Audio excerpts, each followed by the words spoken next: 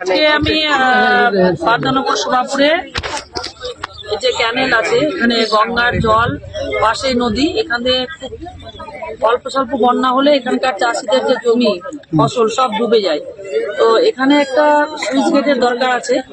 আমাকে যদিও আগে কেউ বলেনি, গত সপ্তাহে আমি শুনতে পেলাম কারো মারফতে যে এখানে একটা সুইচ গেট হওয়ার কথা ছিল, কিন্তু কোনো কারণবশত জমির মালিক বা বাইরের বহিরাগত কেউ এসে এখানে 2000 সম্ভবত 21-22 সাল নাগাদ একটা সুইচ গেট হওয়ার কথা ছিল, কিন্তু কোন কারণবশত হয়নি। তো এটা আমি সরজমিনে দেখলাম, তদন্ত করলাম। এটা আমি যেহেতু আমাদের বিধানসভা চলছে, আজকে আমি যাব কলকাতায়, কালকে মন্ত্রীকে আবেদন জানাবো যাতে করে এই সুইচ গেটটা খুব তাড়াতাড়ি হয় এবং এখানে কয়েক হাজার বিঘা জমি, চারিদিকে শুধু ফসল, এই ফসল চাষিরা বিশেষ করে এখানকার এই ফসলের উপর নির্ভর করে বেঁচে আছে, তাহলে আমাদের খুবই উপকৃত হবে এবং বাদনগর শোভাপুরের মানুষ চাষাবাদের ক্ষেত্রে যখন আমাদের জলের প্রয়োজন তখন জল দিতে পারবে, যখন আবার জলের প্রয়োজন নেই তো ঠিক মতো আমাদের এই জলটাকে আমরা ব্যবহার করতে পারবে। তাহলে এটা সুইচ গেট মানে কনফার্ম হচ্ছে?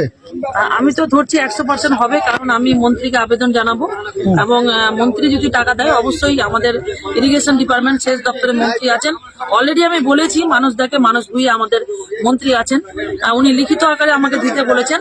আজকে আমি সরজমিনে দেখলাম নিজের চোখে এবং লিখিত আকারে কালকে আমি মন্ত্রীকে দেব এবং আশা করি কাজটা আমি বিধানসভার আগেই 26-এর আগে আমি কাজটা করতে পারবো। ঠিক আছে।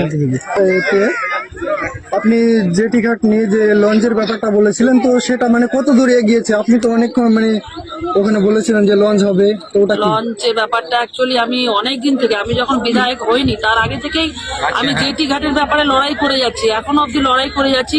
মাননীয় মুখ্যমন্ত্রীকেও বহুবার বলেছি।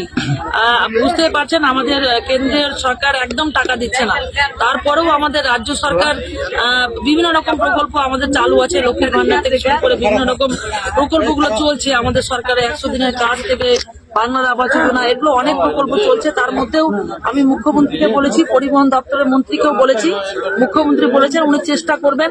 এখন দেখা যাক, আমরা আশায় আছি যদি মুখ্যমন্ত্রী আমাদের দেন আমরা জেটি ঘাটটাও করতে পারবো বলে আমি খুব আশাবাদী এবং আমার খুব চেষ্টা আছে, আমার খুব ইচ্ছা আছে যে এখানে জেটি ঘাট আমি বিধায়ক থাকাকালীন আমি জেটি ঘাটটা করে যাব, এটা আমার খুব ইচ্ছা এবং এলাকার মানুষের স্বার্থে আছে।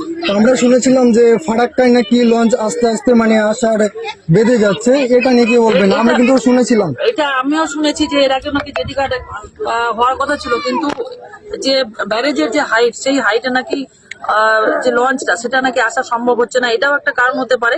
তারপরেও আমরা চেষ্টা করছি জেটি ঘাটের জন্য। মুখ্যমন্ত্রীকে আমি চিঠিও করেছি এবং গত সপ্তাহে বিধানসভায় মুখ্যমন্ত্রী লাস্ট বুধবার এসেছিলেন আমাদের বিধানসভায়, সেদিনও আমি মুখ্যমন্ত্রীকে এটা আবেদন জানাইছি, দিদি আমার এই জেটি ঘাটটা করতে হবে। তিনি আমার আবেদনে সাড়া দিয়েছেন এবং বলেছেন যে উনি চেষ্টা করবেন।